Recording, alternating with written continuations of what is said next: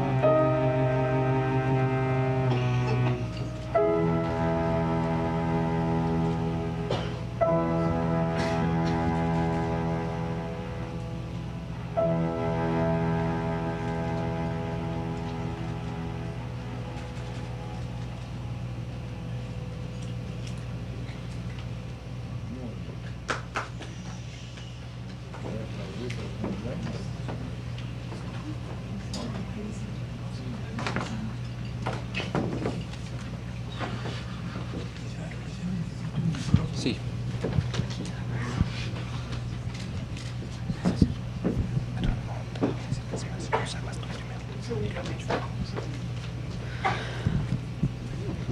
Con la llegada de los nazis, todo se rompió.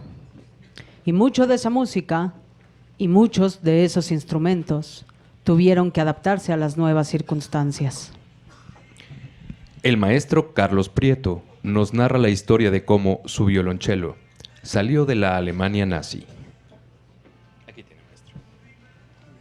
¿Quiere que la asista con algo?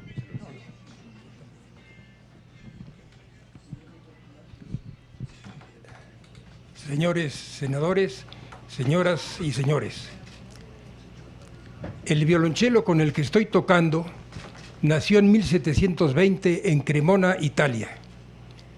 Yo he investigado toda la historia de este instrumento desde 1720 hasta 2020 y he escrito un libro titulado Las aventuras de un violonchelo.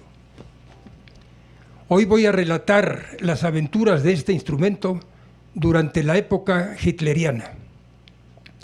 En la década de 1930, el violonchelo estaba en manos de un violonchelista llamado Francesco Mendelssohn.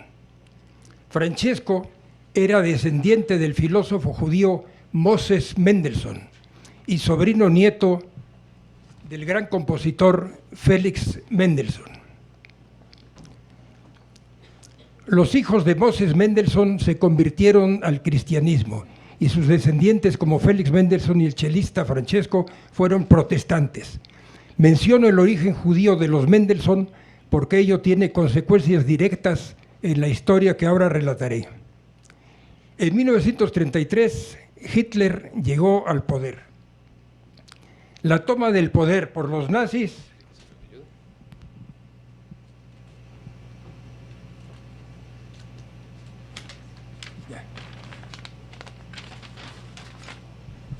lanzó señales que no fueron percibidas inmediatamente por muchos intelectuales y artistas judíos y no judíos. Pero el gobierno empezó pronto a dictar medidas tendientes a sujetar al arte y a los artistas de manera parecida a lo que ocurría simultáneamente en la Unión Soviética bajo Stalin. En 1933, el año en que llegó Hitler al poder, Wilhelm Furtwängler, director de la Orquesta Filarmónica de Berlín, se negó a acatar las órdenes de expulsar a los 5 músicos judíos de su orquesta. Pero no había fuerza que contuviera la avalancha de odio antijudío.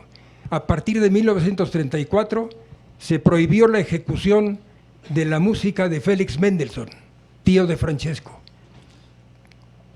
Francesco era, como vimos, protestante, pero era descendiente de Moses Mendelssohn, y como es natural, la Alemania nazi no le inspiraba la menor confianza.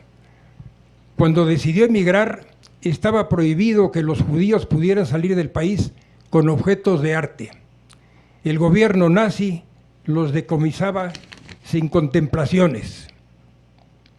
Francesco vivía en esos años en Berlín y se fue a vivir temporalmente a un pueblo llamado Lörrach, próximo a la frontera con Suiza.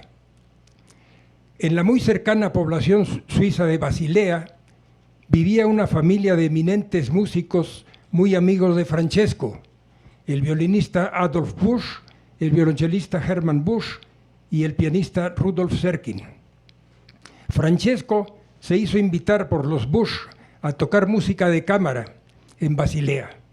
Como los nazis le hubieran decomisado su violonchelo en la frontera, Francesco compró por un precio irrisorio un violonchelo de fábrica, malo y feo, una bolsa de lona particularmente burda y una bicicleta, además también usada.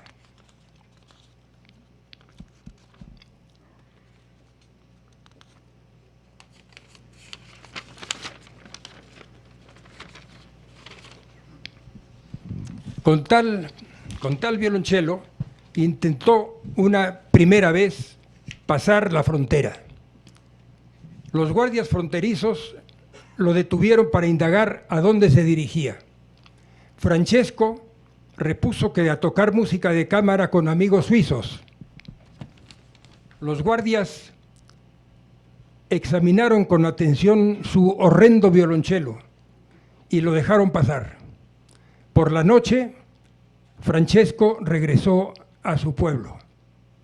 La escena se repitió numerosas veces hasta que los guardias juzgaron innecesario seguir examinando el contenido de la bolsa de lona y se contentaban con saludar un tanto burlonamente a su estrafalario amigo. Un día, Francesco metió este violonchelo en la bolsa y, disimulando a duras penas su intenso nerviosismo, saludó como siempre a los guardias y pasó la frontera en bicicleta.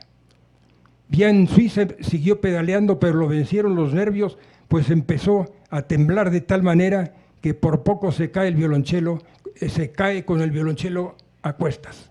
Fue así como este violonchelo salió de la Alemania nazi. Francesco vivió unos meses en Suiza y luego, como muchos artistas, alemanes, judíos y no judíos, emigró a los Estados Unidos.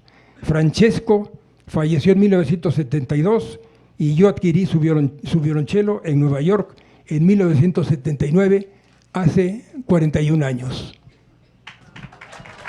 ¿Quiere que le mueva?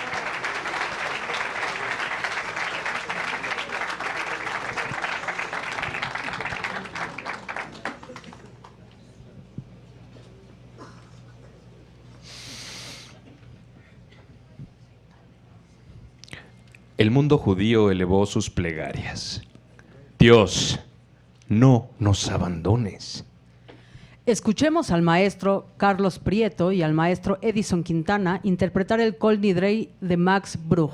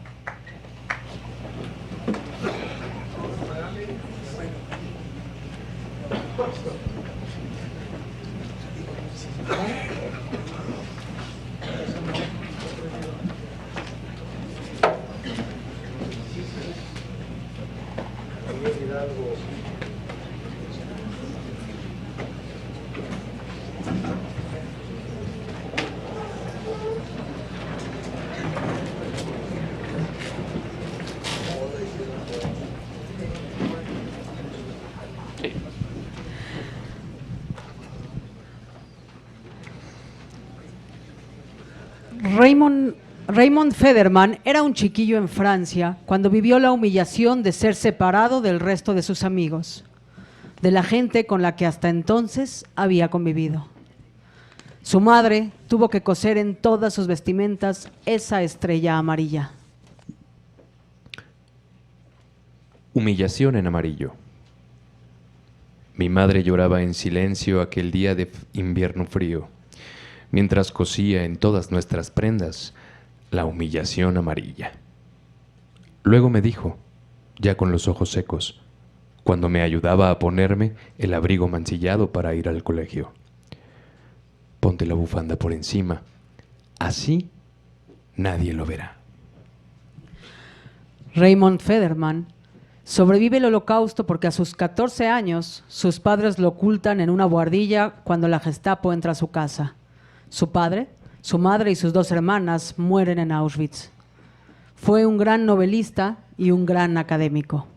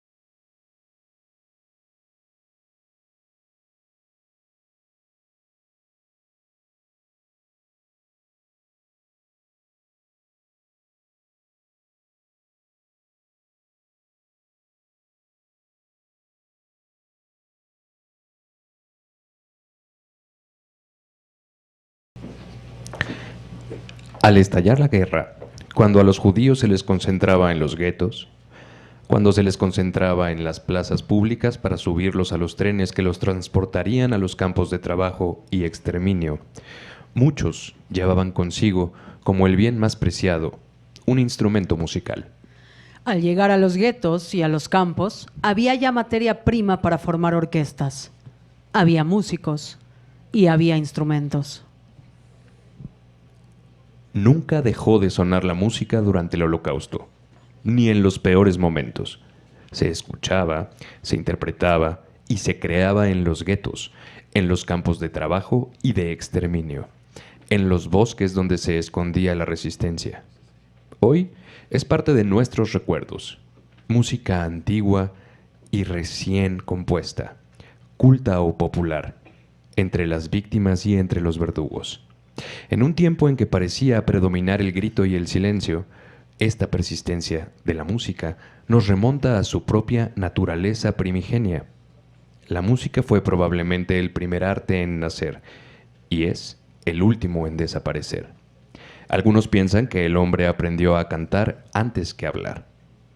Cuando deja de escucharse música, podemos prever que el fin está cerca. En los campos y en los guetos, los músicos encontraban la forma de hacerse de instrumentos, organizar ensambles musicales y dar conciertos. Para algunos prisioneros, la música se convirtió en la expresión de la esperanza. Para otros, era simplemente un empleo, pero para todos fue una herramienta de supervivencia. Para los músicos de los campos de concentración, cuyas vidas dependían de entretener a los nazis o tocar marchas para acompañar la salida de las brigadas a los sitios de trabajos forzados o acompañarlos en su recorrido a las cámaras de gas, la música era algo más que una bella melodía para disfrutar. Era el medio para soportar el drama que vivían.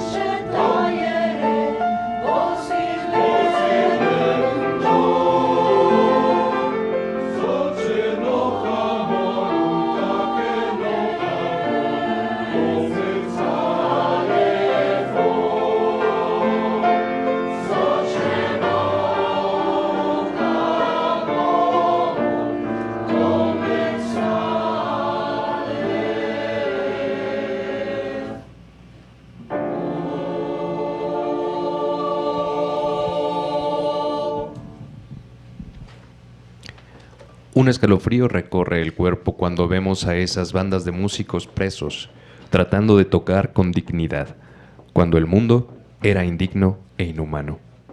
En Terezín, ante una comunidad famélica. En Auschwitz, mientras los esclavos salen a trabajar y no volverán. En Birkenau, mientras ahorcan a un desesperado que trataba de huir. Marcel Reich-Ranick, escritor y crítico literario superviviente del gueto de Varsovia, recuerda los sorprendentes sonidos que podían ser escuchados aquí y allá. De un patio salía el concierto para violín de Beethoven, de otro el concierto para clarinete de Mozart. Todavía recuerdo a la mujer del pelo cano tocando un instrumento que uno no esperaría ver en la calle del gueto. Su cabeza erguida, tocando su arpa, una melodía de un compositor francés, quizá Debussy o Ravel. Si la música fue un arma de sometimiento, fue también, y con mayor frecuencia, de liberación y de consuelo. Podían ser canciones de antes de la guerra que ayudaban a olvidar por unos minutos el terrible presente, refugiándolos en el pasado, pero también obras donde se expresaba en tiempo real toda la angustia y el dolor de la tragedia. Pero ya fuera el interno famélico que canturreaba sin aliento, o la gran orquesta de presos interpretando un solemne requiem, en todos ellos la música alcanzó su más alto valor, pues quien canta o interpreta aún no ha perdido del todo su humanidad ni su esperanza. La música también fue usada por los nazis para deshumanizar. Cuando los guardias se aburrían, uno de sus pasatiempos favoritos era juntar a un grupo de músicos y ordenarles a punta de golpes que tocaran música de vals, cada vez más rápido, al tiempo que hacían que las personas que pasaban, sobre todo aquellas que les parecían más cómicas, lisiados, gordos, flacos, viejos, giraran y giraran. Shimon Lax, director de la orquesta de Auschwitz, escribió: cuando un SS escuchaba música, sobre todo la que le gustaba, de alguna manera se empezaba a parecer a un ser humano. Su voz se podía hablar con él casi como con un igual. ¿Cómo era posible que gente que ama la música, gente que podía llorar al escucharla, fuera al mismo tiempo capaz de cometer estas atrocidades contra el resto de la humanidad? Las canciones eran una forma en que las víctimas se conectaban con el mundo de afuera de los guetos, de los campos de concentración, o quizá el medio con el que se conectaban con el futuro que muchos temían no llegar a ver.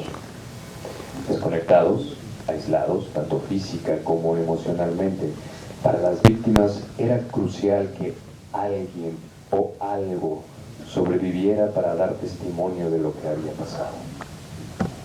Shmerke Kaczerginski escribió Frühling, Primavera, luego del fallecimiento de su esposa Bárbara en el gueto de Vilna. Su vida después del gueto la dedicó a salvar los valores culturales judíos, incluyendo 250 canciones del Holocausto.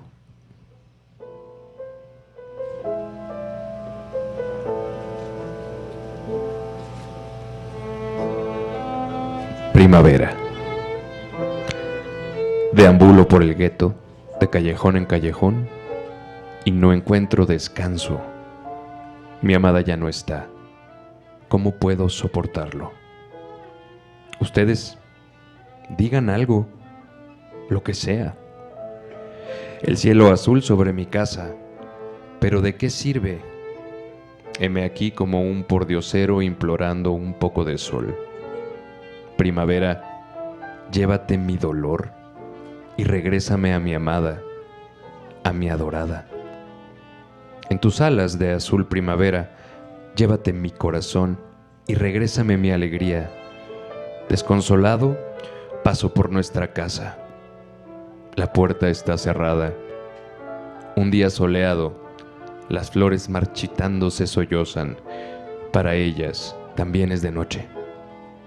Al anochecer, cuando regreso, la desolación me carcome. Aquí mismo, en las sombras aún escucho tu pisada y recuerdo cuán tiernamente me besabas. Este año la primavera llegó temprano, tanto que mi añoranza de ti explotó en flor. Te veo como si estuvieras aquí, cubierta de flores, alegremente caminando junto a mí.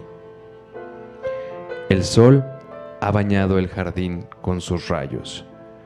La tierra se ha cubierto de verde. Mi querida, mi amada, nunca abandonas mi pensamiento. Mi querida, mi amada, ¿dónde te esfumaste? Escuchemos ahora el testimonio de un músico. Si sobrevivió o no, no lo sabemos, pero aquí está su voz. Jazz, la música del alma, música que desde su origen trata del sufrimiento y del dolor. Como saben, esta música se originó en el siglo XVII, entre los esclavos de raza negra que llevaron a los Estados Unidos. Yo nací mucho después, en una ciudad preciosa que tiene muchos nombres, entre ellos el corazón de Europa y la madre de todas las ciudades. Nací en esa ciudad en 1915. Mis padres eran de un nivel social medio. Y de joven me enamoré con todo mi corazón, profundamente, sin poder separarme del amor de mi vida, el jazz. Toqué la trompeta, cambié al saxofón y al clarinete. Me uní a la orquesta de mi escuela y me convertí en su músico principal. Me comparaban con Benny Goodman, por la forma de tocar y por el parecido físico. El ruido de las botas del ejército alemán se escuchó por toda mi ciudad. Tan horrible, tan cruel. Ese ruido amenaza la paz de las voces, de las melodías, de la vida. Los nazis completaron la conquista en 1939 y eso cambió mi existencia. De un momento a otro tienes que aprender a sobrevivir con miedo, con el peligro de muerte que te amenaza tan solo por lo que eres. Me uní a la banda de mi lugar de jazz en Praga. Los nazis querían al jazz como algo inferior, como veían a los negros y a los judíos. Prohibieron las orquestas de jazz. Las orquestas continuaron operando de manera clandestina. El hecho de que los nazis cerraran las universidades en Checoslovaquia despertó la actividad musical.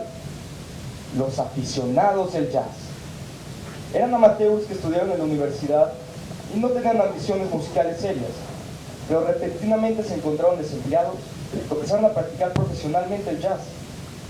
Rápidamente me convertí en el director musical y arreglista de la orquesta Ludwig, que ensayaba en el orfanato judío de Praga. Incluso grabé unas 30 melodías. Las leyes nazis prohibieron tocar a los aficionados del jazz, pero ellos lo hicieron en secreto, en las narices de la Gestapo. Las leyes nazis me obligaron a salir de ahí, pero ninguna ley me pudo quitar la pasión por la música. Ingresé al gueto en 1942. Formé Theresienstadt, un quinteto propio. Los sonidos de la música intentaban traer esperanza. Los sonidos de jazz que yo tocaba transportaban por un breve momento a los residentes del gueto de una terrible realidad a un mundo mágico. Los alemanes lograron arrancarme de mi casa, de mis amigos y de mi familia, pero Hitler no pudo quitarme lo más importante en mi vida, la música. Así es como vencí a Hitler, no con una bomba, sino con una trompeta. La música durante el Holocausto fue un canal para entretener, una historia oral y para algunos una conexión espiritual con Dios. Cantamos en señal de alegría, cantamos canciones de cuna para calmar y tranquilizar y cantamos para adorar, celebrar y honrar. Es entonces que es comprensible que los judíos continuaran haciendo música durante su traumática experiencia en los campos. Muchos de los que tocaron música, muchos de los que escribieron música, muchos de los que escribieron poesía durante el Holocausto, no regresaron.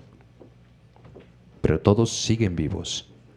Su obra, sus sonidos, perduran como un indestructible canto a la belleza y a la esperanza. Aquí los recordamos.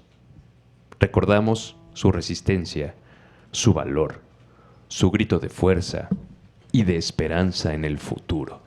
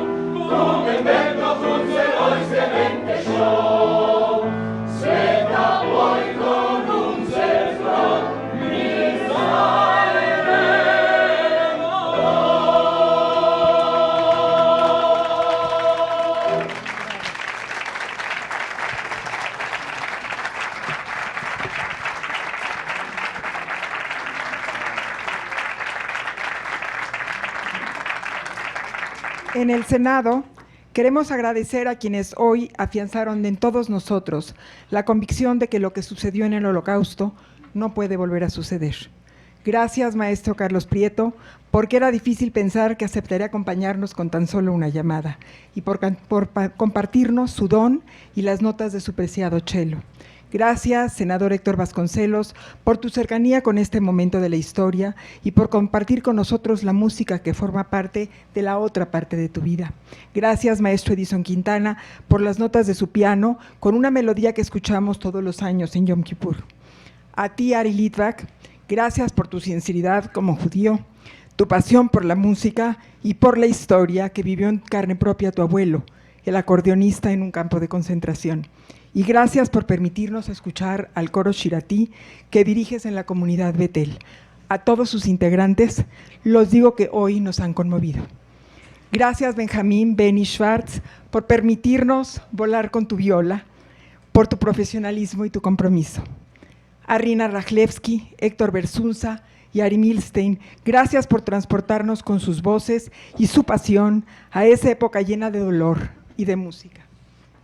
Al equipo del Senado por su dedicación de siempre y por hacer suyos todos los eventos del Gilberto Bosques. A mis compañeros del Gilberto Bosques de la brosa y gratitud de cada día. El Senado expondrá en su sede, a lo largo de esta semana, una serie de instrumentos musicales recuperados del Holocausto, que gracias a la Fundación Instrumentos de la Esperanza, que dirige el doctor Jaime Feldman, nos permiten desde México escuchar su voz y las historias que nos cuentan de sus dueños, de aquellos que sobrevivieron el Holocausto y de aquellos que ahí perdieron la vida. Pero sus voces se siguen escuchando. Los invitamos a que nos acompañen al sitio de la exposición. Los guiaremos para llegar a ella y posteriormente los guiaremos al lugar donde colocaremos la ofrenda en honor de don Gilberto Bosques. Nuevamente, gracias a todas y todos por ser parte de esta conmemoración anual en memoria de las víctimas del Holocausto. De esta manera se ve este encuentro en música.